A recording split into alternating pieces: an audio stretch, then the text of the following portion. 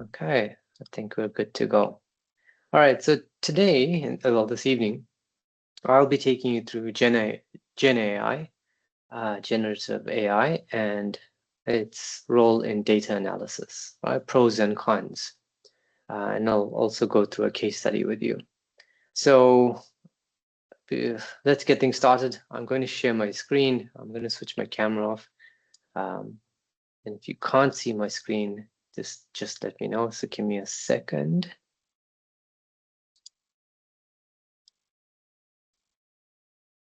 All right. If you can't see this pack, this presentation, then let me know. This should be good to go. All right. So generative AI in data analysis. All right. So we're going to look at an application, critical evaluation, and responsible use. All right. So what is GenAI? I don't know if anyone, does anyone want to give it a bash? If you're too shy, it's fine. But you're welcome to comment or, unmute your mic and speak away, right? More interaction, the better. So what is GenAI? So generative AI, as the word generative, so it's a branch of AI that actually generates or creates new content. So rather than just analyze existing data, so it could take existing data, and then from that it generates something new, a new idea, insight. You can even create music and video, and I'm sure you know about all of this. Okay, so this is nothing really new to you, but I'm just kind of putting GenAI into context, right? And I'm sure there's you hear about it in the news and how it's replacing so many industries, entertainment, analysis, etc. So it generates new content, art, mathematical models, etc. So it is kind of what did I say? Playing quite a significant role in the world right now, and changing the landscape of how we do things. And I think it's just going to be covered more and more, and there's going to be more policies in place to kind of restrict what you can do with it, what we should do with it going forward. So yeah, stay tuned for all of that. Okay, so if you are going to ask a question, then please unmute. But for those, can I please ask that you mute your mic? Thank you. All right. Okay, so let's move on. Let's look at the statement here. All right.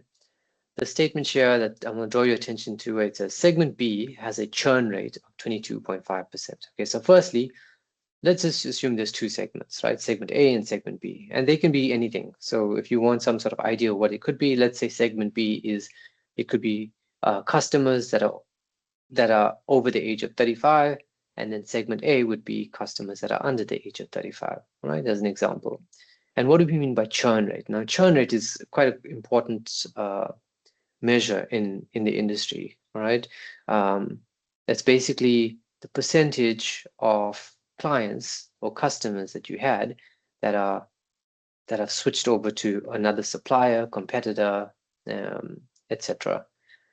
And so what it's saying is, if it's 22.5%, that it means if you had 100 customers, then what happened is 22.5% of them, or roughly 23 customers, have left and went to your competitor. All right, so that's why churn rate can be quite important. So it's important to kind of get this number to kind of determine how the business is doing and how the product is doing. And then it's also important to figure out why, right? Every company wants to know that question. And if you know, sorry, they don't want to know the question, they want to ask the question, but they want to know the answers to that question. And if you have the answer to that question, that allows you to stay competitive and make changes to your product, etc. All right. So this statement says segment B has a churn rate of 22.5%, proving that membership in segment B causes customers to leave. All right. Now, your first response from this, just looking at this statement here, right? would you accept it? Do you reject it? Do you verify it? Right now, you as an analyst, your first response, it does sound like it's quite a polished answer. It sounds like it makes analytical sense. You could be tempted to accept it, reject it, unless you have some sort of prior knowledge to this, then you could query it. The option you should choose as an analyst, right, as a data analyst, a data scientist, is to verify it. Okay, because this statement is a descriptive claim, right? So what I mean by descriptive is it's just describing something, or descriptive statistics. It doesn't infer, it doesn't make conclusions. It's just reporting the numbers, right? So yes, the number could be correct, 22.5%. It could be correct. So that's what makes it descriptive. But there's a part here that has a causal claim. And what I mean by that is that it's saying membership in segment B causes customers to leave. Now, this cannot be established from the churn rate alone. You can't. Just because you're in segment B doesn't mean that you are likely to leave. All right. So there's underlying reasons. So what we mean by fluency is not equal to validity. That means that an answer can sound clear, confident, and professionally written while still being incorrect or unsupported, right? And generative AI is especially good at producing plausible language, but polished wording does not prove that the calculation is correct. So even this 22.5%, it requires verifying. And believe me, in practice, I've experienced this. You can give it the data set and ask it to do the calculations, and you can still make errors in the calculations because there's certain things that could have missed out. There's some rows of data that could have missing data, and it made its own assumptions on that, and that can lead to errors, right? You could have duplicates in your data set, and it wouldn't have taken that into account. And so that's why it does require you to verify these numbers. The evidence is insufficient. You can't just conclude that because you're in segment B that customers are ready to leave. So that's why in this example, the word proving creates the problem, right? Even if the 22.5% churn rate is correct, it only shows association. It does not show causation, right? So just make sure you understand that when you'll often hear this, correlation does not imply causation, right? That's what we mean by that. Okay. So don't just accept a claim. So takeaway from the slide is don't just accept a claim because it sounds authoritative. Do not automatically reject it because it was generated by AI. Doesn't mean that just because it was generated by AI, it was incorrect as well. Okay, so don't go on either extremes. What you want to do is break it into testable claims and verify each one against the data and an appropriate analytical method. So this will often be your task in the industry. If you get a job as a data analyst, yes, you can use AI. It'll streamline your work. It'll really cut down the time, but in the end, you need to verify it, and that requires work on your side. And it'll still be faster than if you had to do it from scratch on your own. But it does require you intervening. All right. So let's move on to the next slide. So that slide before is to kind of give you an example of what GenAI is and what you should be looking to do with GenAI as an analyst. So from this pack and this session, should I say, we're expected to explain how GenAI can support the data analysis lifecycle, and I'll go through what the lifecycle is. Critically compare the benefits, limitations, and the risks of GenAI-assisted analysis. All right. Evaluate GenAI outputs for accuracy. So we'll look at some data and we'll do some calculations to reproduce the results and compare it. Then there's bias and privacy. All right. I'll talk about bias and privacy in a bit. For some of you who don't have any context at the moment. So design a human in the loop verification process for the analytical work and defend a judgment about when GenAI output is fit for use. All right. So I know that's a lot and what we plan to achieve here, but it'll just flow from one to the next as we go on. All right, so we'll apply first step where GenAI can help in analysis. 2, what are the benefits, the errors, and the hidden risks in it. 3, a repeatable evidence-based rubric. All right, so we want to be able to reproduce it, the results, to kind of ascertain how it got to its decision. And lastly, 2 case studies, but I think we're only going to cover one. One should be enough for today. Right? If you're going to go through one case study, I may just leave the second one for you as an exercise, but we're going to go through one case study about churn rate. So the question is not can AI do it? Okay, sorry, can GenAI do it? But what evidence makes the output trustworthy enough for its use? Okay, that is the question, the main question. We know GenAI can do pretty much most of a data analyst's work, but the idea here is to look at an investigative approach on determining whether the results are trustworthy. All right. Okay. Now, basically this slide tells you what it does not guarantee. Okay. If I just draw your attention on the right, what does GenAI not guarantee? So it might report that segment B causes higher churn rates and recommend offering a discount in order to reduce that churn rate. But it may not identify the true cause. So it may provide a recommendation, but there's nothing to support that recommendation, right? So that's the example that we're going to cover. Now, what it can generate. Now, I'm not sure if a lot of you, or how many of you actually working in the industry where you're doing data analysis work that requires coding, summaries, but I'm pretty sure everyone has to now and then draft an email. And you would have gathered that, AI can really do well at summarizing what you need to say in a text. It can summarize a document. You can give it an image and it can tell you what the image is about, give it a table. So it can do all of that. It can even create an hypothesis and give you good explanations. But in the end, it's still something you must verify. All right. So it's very good at doing code, but even the code needs to be revised and looked at because it definitely can make mistakes on that. All right. Even though the code throws no errors, the results of the code of the output can actually be different to what you expect or even be incorrect. Yeah, so that's pretty much what I want you to take away from the slide. When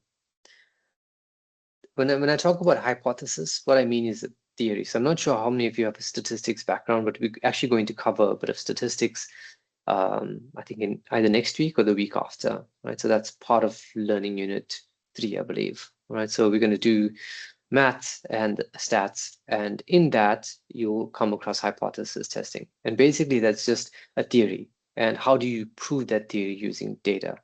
That's pretty much what hypothesis and hypothesis testing is, right? So like for instance, if I believe that the churn rate for segment B is actually higher than A, and you can test that with data.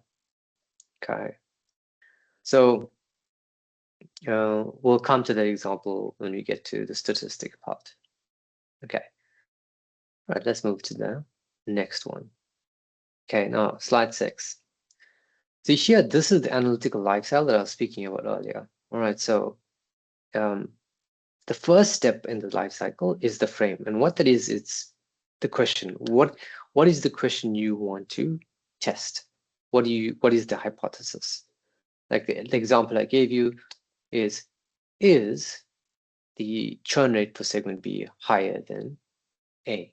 That's the question you could ask. That's the hypothesis, and you test that with data. Okay, that's a very common problem that's encountered in the industry. Anytime when you're dealing with customers, when you want to determine whether the proportion of in one group is the same as another group, the hypothesis test, especially the chi-square test, comes into play for that. All right, that's one example of the hypothesis here. Another hypothesis you could have is, you could say, or you could ask is, do clients who, let's say, earn below 30,000 per month tend to have a lower credit score than clients who have who make more than 30,000 a month? Right, that's another hypothesis. Right, so that's what we mean by the first step, frame. Right, frame your question, propose your hypothesis. All right, sorry, come back here. So prepare, suggest cleaning rules, document transformations. Now here, cleaning data is extremely important. Like I said, you could have duplicates in your data set. You need to clean that out and remove those duplicates because that will affect the results. You could also have certain columns having missing data, and you can't just leave it as missing. You may want to encode it into something that's meaningful, okay? So for instance, if you had your column of data that had signified whether someone churned or not, so it'll be signified by 1 or 0. Sometimes that row could be a missing value. So how do you want to treat that? Do you want to remove that person, or do you want to infer that if it's missing, then that means they did churn, so you would make it a 1. Okay, so you clean your data, treat your missings, duplicates, sense check your data sets, and document what you've done. All right, and why is documentation so important? Documentation is extremely important because often your work is audited. Okay, so you need a trail, an audit trail, for someone else to look at your work and understand exactly what you did, not just from an audit perspective, but also for continuation. For someone who is going to take over your work, they need to be able to reproduce it and continue with that. So that's what we mean by document your transformations. All right, explore. Now, here, what do you mean by explore? Well, you may want to generate code, and I'm actually going to do an example with you about this, right? If you're given some data set, then in order to kind of explore the data, maybe you want to look at something. And for instance, let's say you had segment A and segment B, and the thing you want to look at is, okay, I've got these two segments. I wonder if their disposable incomes on average are different. So basically what I'm asking is, does segment A have a lower disposable income than segment B? And that's where I would generate some code and summarize that and create some charts or visuals to look at the histograms of those two groups for their disposable income. And I'll do an example with you to show you what I mean by that. All right. So explore is part of your EDA process. Okay. All right, then model. So here when we say scaffold code, what do we mean is GenAI can actually give you a template of code. So for instance, your code from GenAI could have a section that imports all the packages you need to do the work. Second, it'll be how to read in the data. Then the next part would be how to create certain visuals. And then the last part of the code would be how to draw conclusions from the visuals that you've got. So that's what you mean by scaffold. It kind of creates a template for you to follow to do the analysis, all right? And explain algorithms. Well, there's different algorithms for machine learning, for instance. Maybe you're using a decision tree or logistic regression. The GenAI can do all of that for you and create the template for that. All right. So that's what you mean by a scaffolding code and how the model comes in. And then lastly, after you've done the modeling, so not lastly, I would say the last two steps, you want to communicate your findings. And you want to look at how the best way is to do that.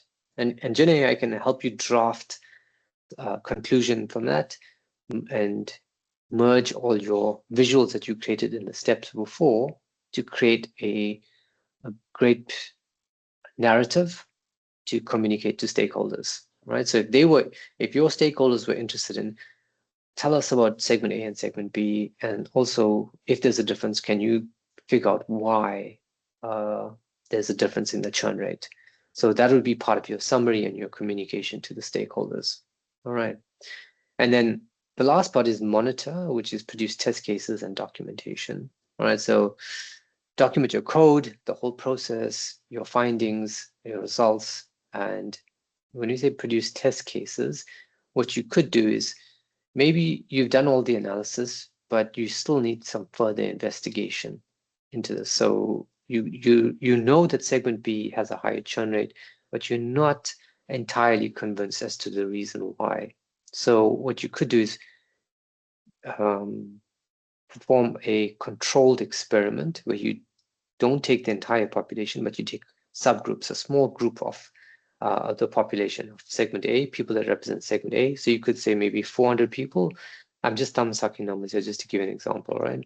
And you could take like 700 for segment B, and then just look at them and see whether you can find out from them what factors actually do influence the churn rate. Right? That's what you mean by test cases. Okay. All right. So yeah, sorry. And most of this talk is going to be just communicating ideas, because that's what this section is pretty much all about. Okay, it's about GenAI and how it fits in. But we'll do a bit of hands-on work in a bit. All right. So just bear with me. All right. So here, the useful applications. I'm sure, as I said earlier, it's really good for code assistance. All right. Nowadays, almost you don't even need to code much to actually to perform your tasks. People don't need to be trained fluently in Python, SQL, because if you just ask AI to do it, it can do it. But the thing is, you do need to have some sort of basic analytical insights to sense check answers. You can't just assume that what the code that is written is going to give you the right answer. You should have an idea of what results you should expect, and you can compare that to what's happening with the output of the code. All right. It can also explain the errors in your code. So anyone that's programmed will have encountered bugs debugging your code, because you can easily make errors. You could just forget a comma, a semicolon somewhere, a space, you left a space where you shouldn't have. Some things like that can actually, before AI, it could take you like a day or two to actually figure out that was the issue. But with AI, you can figure that out like, within a minute. You copy and paste your code and ask it what's wrong with it. And it's really good at picking up those errors. So it does make you extremely more productive than, I would say like 5 years ago. Okay. The second part is, and I struggle to pronounce this word, but analytical interlocutor, or locutor, I think. All right. So here, pretty much it's, you want to challenge the assumptions that GenAI makes. So for the example I gave you earlier, GenAI suggested that, yes, segment B had a higher churn rate, but it suggests that if you offer them a discount, it would reduce the churn rate. Now, that's an assumption you would want to challenge. Okay, so you're not convinced that a discount is actually the reason why they would be leaving. And you need to investigate that. And I'll do this with an example with you to show you how you can challenge those assumptions and propose alternative explanations from the data exploration that you've been doing. Maybe you found something different that could affect it, and you could challenge it with those assumptions. Okay. Excuse me. So here, for each of them, there's a risk. Okay. So for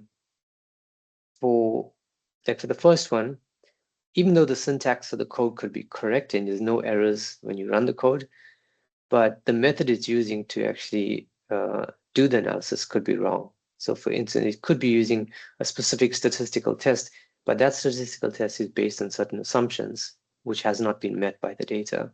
So keep things like that in mind. And then for the last one, communication assistant. So it also is really good at this. So if you want to translate technical results for a different audience, right? So if you have a non-technical audience, but you got a lot of technical results, it can really summarize it in a way that you could communicate it to that audience. But you must always take into account that there's the risk of overstating findings or removing some fine details that shouldn't be removed. Okay, keep those things in mind when you use GenAI, even though it has a lot of benefits for each of these blocks. Okay. Let me just check the chat. Good. Okay. Cool. All right. So here, look at an example here. We know it can improve productivity. Like I said, that example where I spoke about debugging code, and from experience, yeah, to debug certain code, to find an error in a code, it can easily take you a day or more, and it can now do it in a few minutes. So it can really lower the average completion time. Even writing tasks, if you needed to write something, you could just give it the skeleton or a brief overview of what you want to cover, and can write it really well. Okay. So let's say hypothetically these are the claims. There's a claim that it can reduce your completion time by 40%, and it can improve the quality of the work by 18% by the right block. Okay, that's what we're saying here. But you also want to question or criticize these numbers. So for instance, what it's not showing is, does it speed up all types of work? So we know it says it lowers the average completion time by 40%, but is it all types? So for instance, is it coding? Is it writing summaries? Is it artwork? Is it all of that it's reducing at 40%? So test that claim, right? How correct is it? And then quality, all right? Could it improve efficiency and quality for certain writing activities? But it does not show that GenAI is universally accurate, okay? And that's my point about, it can be correct at times, yes, definitely, but it's not correct all the time. So that's why those numbers may not be a true reflection of how GenAI adds value to projects or your work. Okay, that's the next one. Okay, so GenAI should augment and not become the analyst of record. And that's you, okay? You need to play a vital role in this process. So GenAI can propose the code. So for instance, it may tell you, okay, you could do it in Python.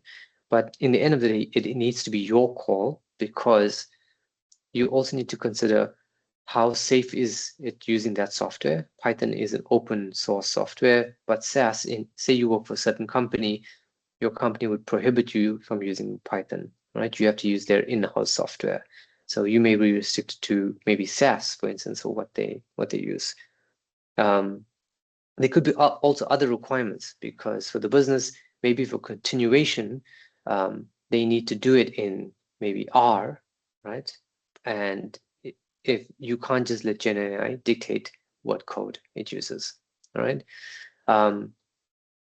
Also, for what do you want the code to actually show?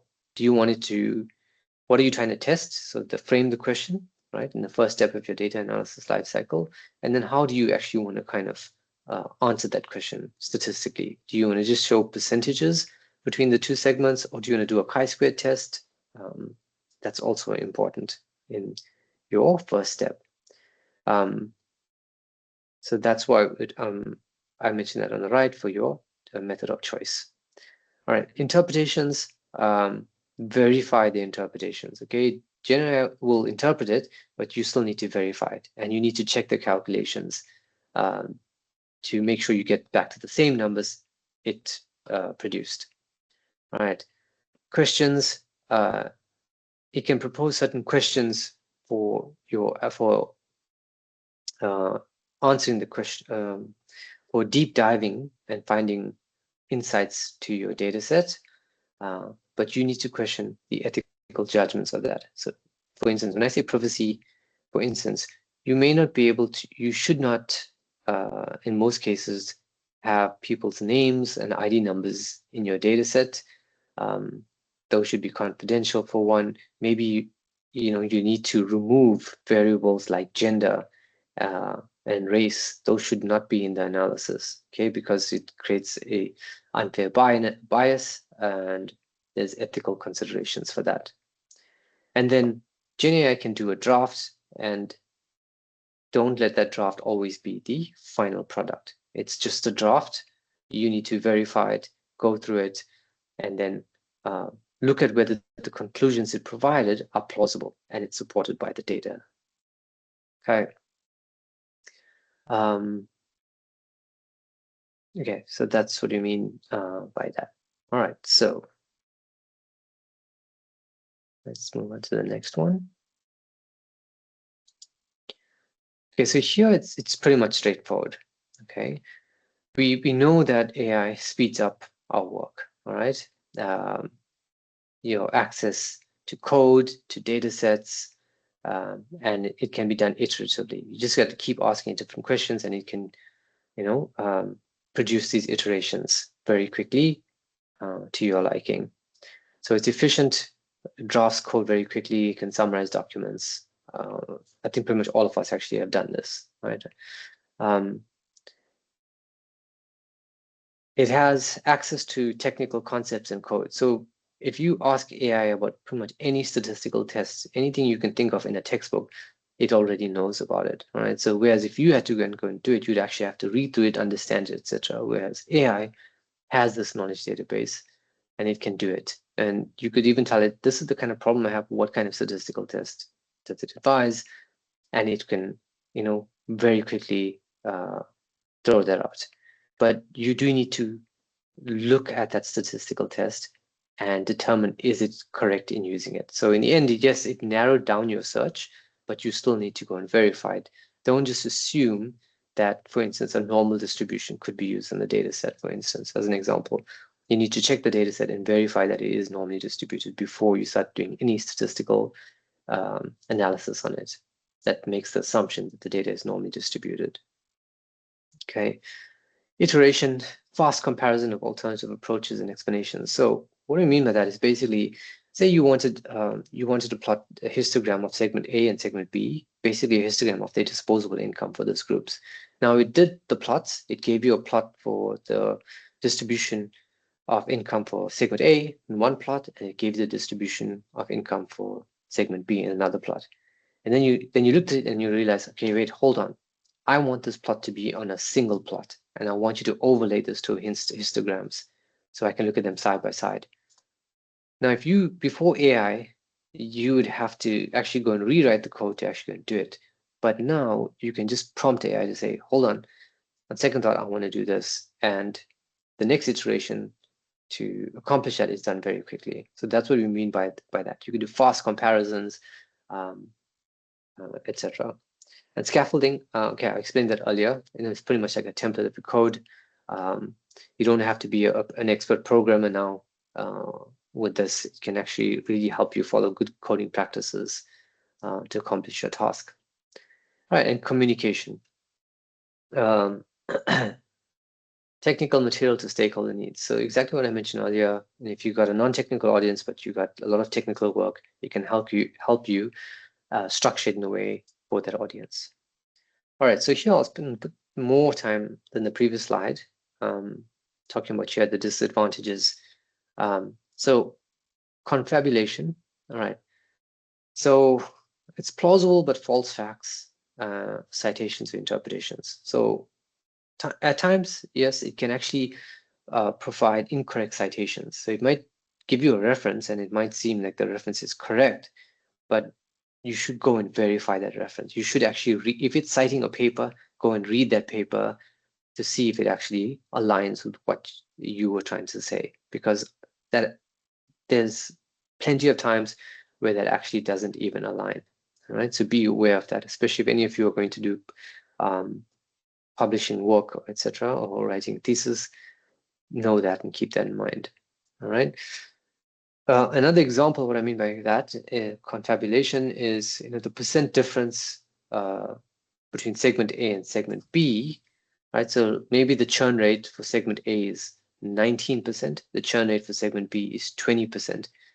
It may look like it's different, and you want to maybe say that segment B has a higher churn rate, and that may not be statistically significant. All right. So that's what we mean by it's plausible, but the facts aren't really true. Okay, opacity. So here it's not clear how the model arrived at its answer. The example I gave you much earlier on when I said correlation versus causation. All right. So just because segment B has a higher churn rate, it does not mean because you're in segment B, you have a high likelihood of churning. All right. So correlation versus causation. Bias. Okay. Often if you choose your data set in, let's just say in a biased manner. In other words, you only looked at you only sampled your population from one province in South Africa, but you're trying to make conclusions about the entire population of South Africa. That can create bias, okay, because it's not a true reflection. Your data doesn't even reflect what the country's population actually is. So understand that even though you gave AI the data, whatever conclusions it's going to draw, if you had bias in your data set, you're going to have bias in your results, and it becomes amplified, right? So have you sampled well? Is your sample representative of the population you're really interested in making inference on? Privacy. Should the data set have customer name? Now, sometimes it could, but if it doesn't need to have customer names and ID numbers, then it shouldn't have that, okay? The POPI acts, etc., those things are very important, okay? Non-reproducibility. So like I said earlier, it's often needed for audit or verification and continuity. Your work would maybe when you leave, or if you move on to another project, etc., your work may need to be reproduced by another analyst that comes in. So it must be well documented and to allow that, okay? And then lastly, over-reliance. Now, because AI does a lot of the work fast, the analyst may not question and verify it, right? And sometimes it not necessarily means that the analyst is lazy. It could also mean, there are deadlines that are quite tight, and it doesn't allow the analyst to verify that.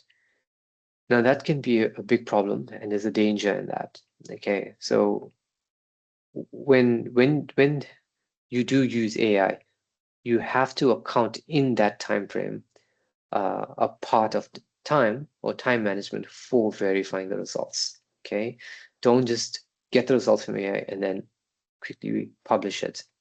It must be verified. So that needs to be taken into account in your time management or in the project timeline. And that reduces the over-reliance on AI. Remember, it's just an assistant, okay? It's not supposed to be doing all the work. And if it did, then there wouldn't be a need for you to actually be there to do anything. So the main danger, it's not that AI might malfunction, but it may produce a convincing answer based on incorrect facts and even hidden assumptions and bias. And it may also encourage the analyst to accept conclusions without sufficient scrutiny. All right. Okay. Now, NIST, if anyone doesn't know that, it's actually an American institution. It's the National Institute of Standards and Technology. All right. So there's 3 broad areas, and which falls under that for GenAI risks, and it's model malfunction, human misuse, and system effects. So I mentioned some of this earlier, confabulation, harmful bias. You didn't sample your data correctly, and that bias can be harmful to results that you're concluding. Privacy leakage and unreliable integration. So, it calculates churn rate as 20% when it actually should be 18%. All right. Human misuse. manipulation, insecure use, deceptive content, and poor human AI configuration. So an example, the analyst uploads identifiable customer info and presents unverified AI outputs as their own findings. Okay. Also keep in mind, if you provide AI with data that's supposed to be supposed to have privacy, once you upload it, that data is out there. So someone's data is out there to be distributed. So how safe is it now that you've done that? So keep that in mind as well. Okay, so the last one on the right is systemic effects. So information integrity, homogenization, and IP. And does it have environmental impacts as well? So automated retention decisions consistently disadvantage customer groups as an example. So for instance, for this last part here, if after you did your churn analysis, all right, AI provides an automated retention decision. So it introduces some policy.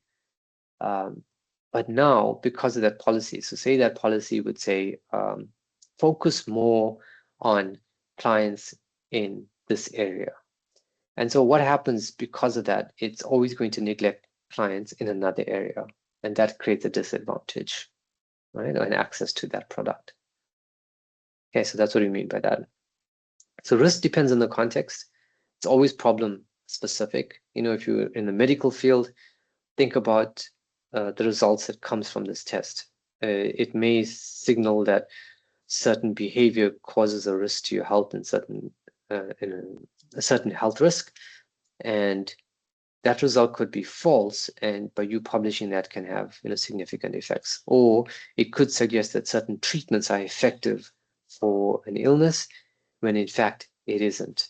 And that's why the risk depends on the context, right? Even in the financial sector, with the financial sector, especially the banking sector, they basically work with loans. By you making certain policies, you could disadvantage certain groups with access to those loans, or you could be overcharging them interest just because your analysis was wrong. Okay. All right. Sorry, just bear with me. All right, here you want to evaluate the output on 6 dimensions. So these basically, for all of these, when you're doing your analysis, even after you get your results, these are the questions you should ask yourself at the end of it, right? Correctness, do claims and calculations match the verified evidence? Okay, so does the data actually support what you've calculated and what you're seeing?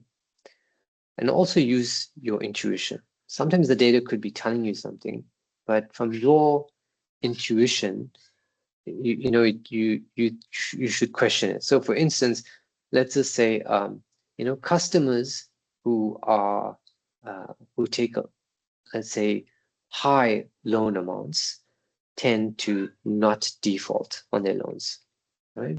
Whereas customers who take small loan amounts tend to default. Now that seems, just by intuitively looking at that doesn't make sense. And you may want to go and investigate, why is the data showing you that? It could be that the data is actually showing you that, but you use your intuition to actually point you in the direction of what you need to investigate. All right, reproducibility. Can another analyst reproduce the results? So that's why documentation is important. Privacy and security. Was the data handled within policy and consent? Right. Relevance. Does the output answer the actual analytical question?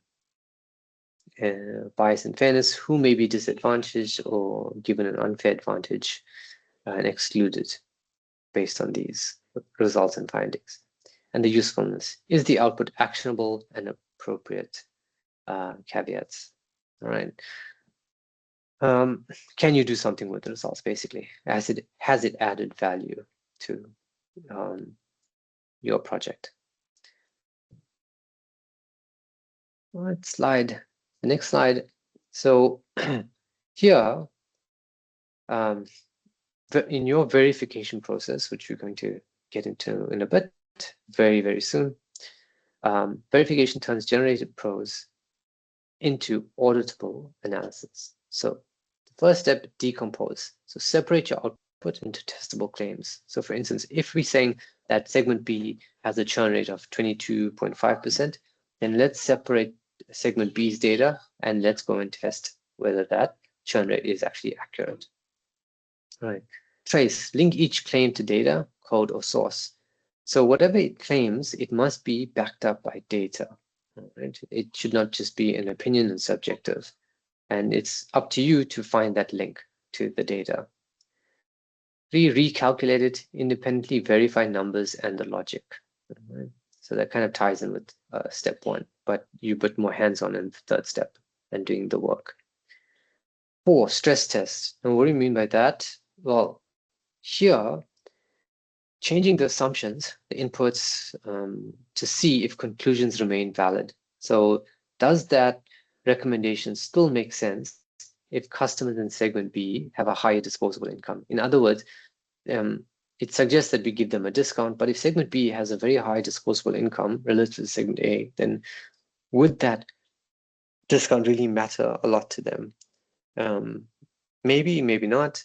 So you could also let's look at the fees that they pay relative to their income. Maybe that could give us some insight. So, does reducing the assumed discount from 10% to 5%, does that recommendation depend heavily on discount? So how sensitive is it to discount? So that's what we mean by stress testing. And then lastly, decide, right? Do you accept it, revise, do you reject, or escalate, right? Based on what you found there. Okay, so now we'll start with the case study, all right? So this is where we'll do some analytical work and kind of put things into perspective and show you what we've been talking about in practice. Okay, so I'm going to split my screen here. And if you can't see it, let me just hide the panel. Hold on.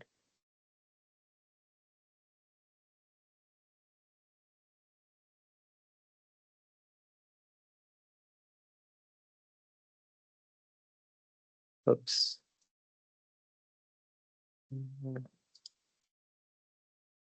Okay, it's fine. Hold on. All right. Okay, if you can't see the slide, just let me know on the left, okay? So what we have on the slide here on the left, this is the findings, and on the right, this is the data set. Okay, so this is the data set on the right. It's given to us like in a spreadsheet form, a table form. You've got a column that tells you whether the person is in segment A or B, their disposable income, and in the last column, it tells you whether they churned. Okay, so 1 means they churned and 0 means they didn't churn. So for this data set, what AI has done is it presented the results to us in this table. So it says group A, there are 600 customers, 90 of them churned, and so the churn rate is 15%. So we can use this data set and verify those numbers, right? And it says the same thing for B. Similarly, there's 400 of them, 90 have churned, and so the churn rate is 22.5%. And here's the total. The total means is combining segment A and B, we got 1,000, and altogether we have 180 that churned, so the total churn rate is 18%. So we can verify this, right? So what we could do is look at segment A and B. So here, comment, let's take A and B. Let's create a new tab. It's going to make this a bit larger, so it makes it easier for you to see. Okay, so we've got segment A here and B. All right, let's see how many of them there are. And that's simply just doing a count, right? Or you can even do it with sum if. So let's say count of them will equal count if, right? The range we're looking for, let's close this. Okay, so count We'll go to here, customer A, customer data. We'll count how many of them there are, right? And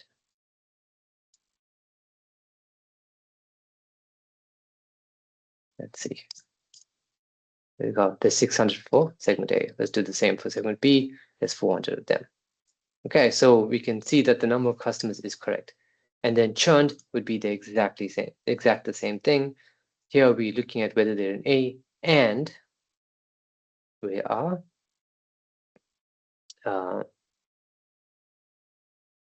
looking at this column here, churned column, this column here, the last column. So you could do it, just using a sum if. So let's see. Yeah, so we'll just do a sum if range.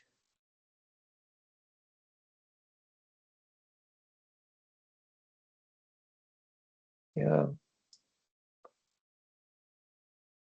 And here it will be that, and then your sum range would be the churned column. Should be 90. There we go. Let's do the same thing for the next one. There we go. So those numbers are correct, right? So we verify those numbers. Don't just assume that it's correct. We look at the data and we verify it. And then we can work out the churn rate by these numbers.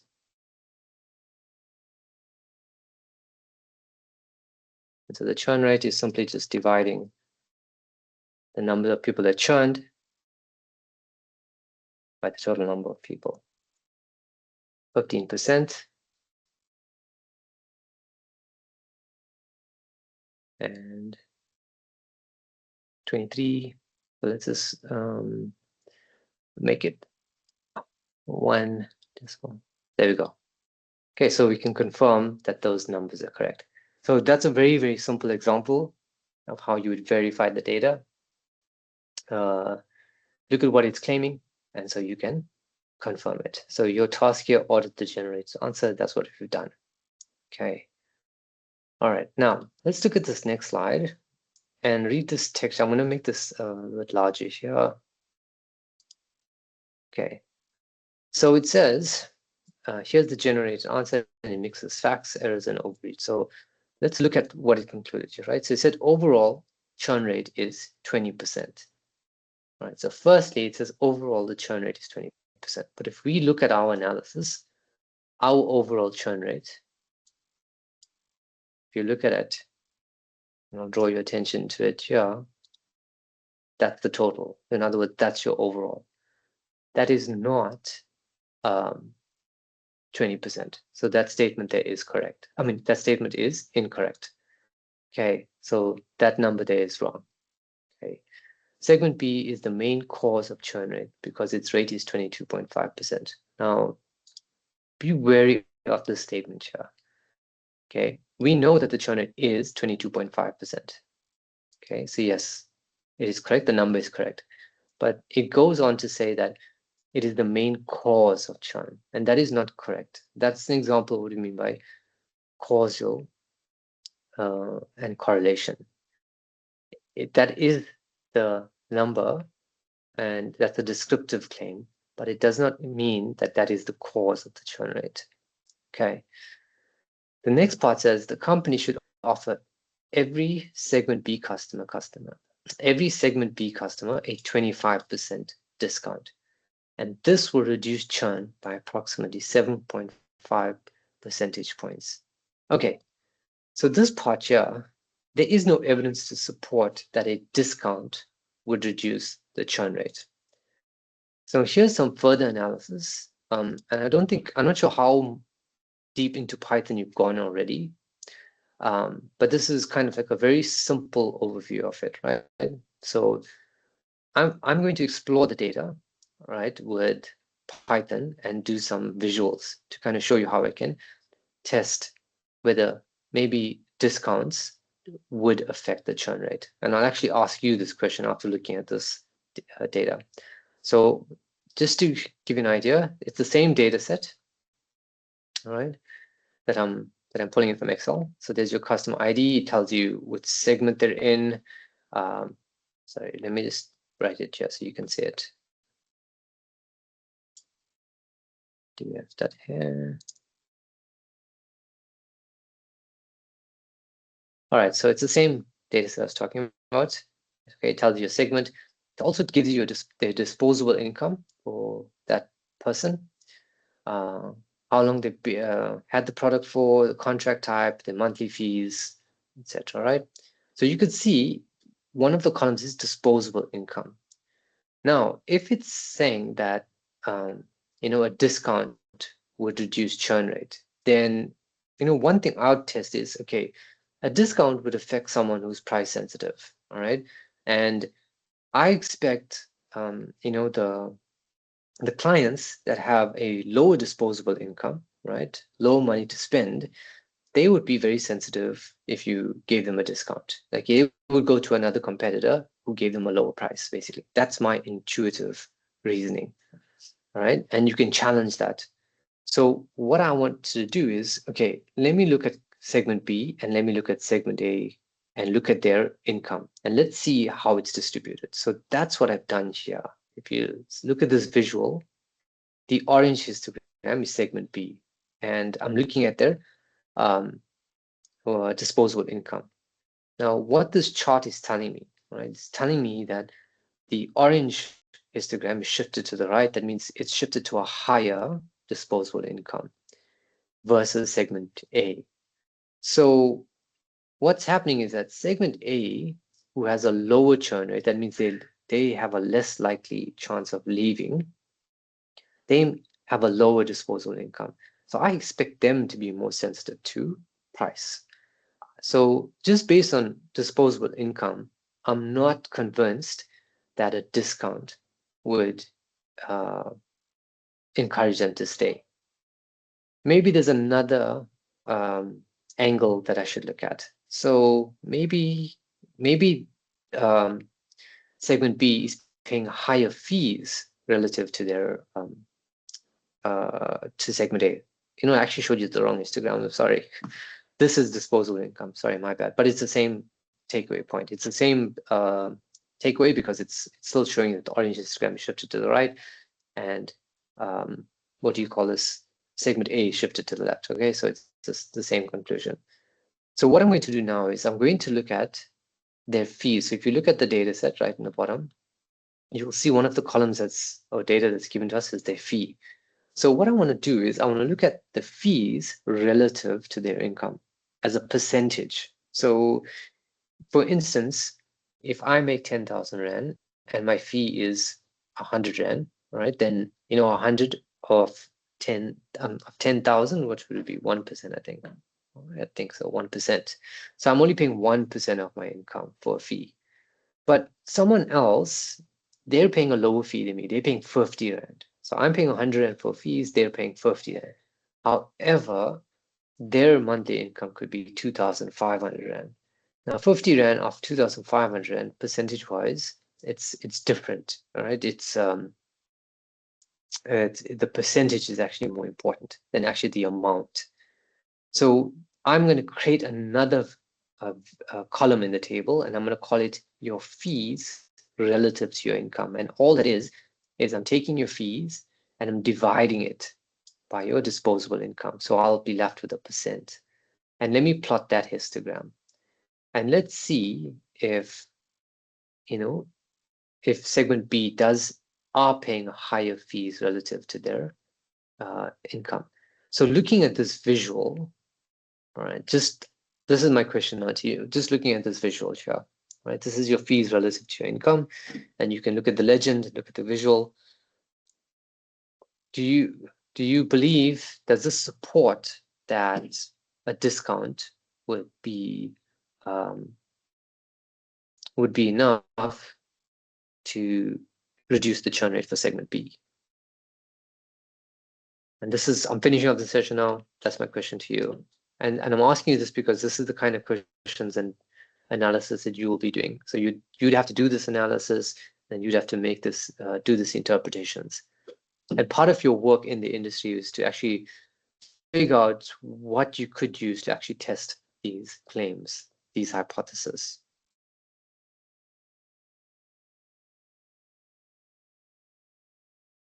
Anyone?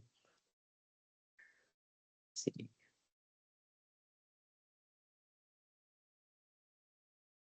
So kind of the question I just gave you now, that's the kind of question that you could get, which is why I'm also asking you that question. But what type of questions come on this section for the exam? So Bianca, yeah, and Ziad, this is the kind of question that can come out. So I'm not going to give you the answer for this, and if someone tries, but hopefully you understand how to use this kind of data analysis and visuals to test that. So here in a test and exam, you may not be told what variables to look at. You need to figure that out. So you need to connect the dots. Like I've connected the dots by looking at income and fees. There could be something else in this data set that you want to look at that could provide insight as to why the churn rate is different for segment A and B. So you're trying to find a causation here, or what does actually influence churn rate. Okay, so I'm done, and the floor is yours. Does anyone have any questions? So this session is it's a lot more theoretical, but you can see how the case study would actually fit in for this. We could give you a GenAI statement and conclusion, and you'd be asked to go and test that and see whether it makes sense, what's wrong with it, and dispute it using data.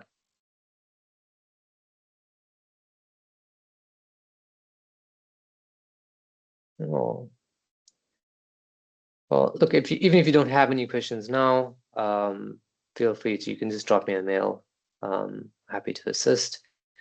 And I'll make this recording available and the pack as well. Okay, well, that's it from me. And thanks for joining. I will see you in the next one. I believe the next one will be more mathematical, and then we'll be doing some statistics as well. So that'll be a lot more hands-on, and I'll do it with the case study as well. Yeah, go for it, Nelson. I think you raised your hand. Ask away. Hi, I just want to ask regarding the ICE task. I see another one. The instruction was saying it should be done in a group. Is it something that requires group work or individual work? I'm pretty sure Nadia set it up. I'll chat to her, but if it says group, yeah, I'm pretty sure it has to be done in a group. Yeah.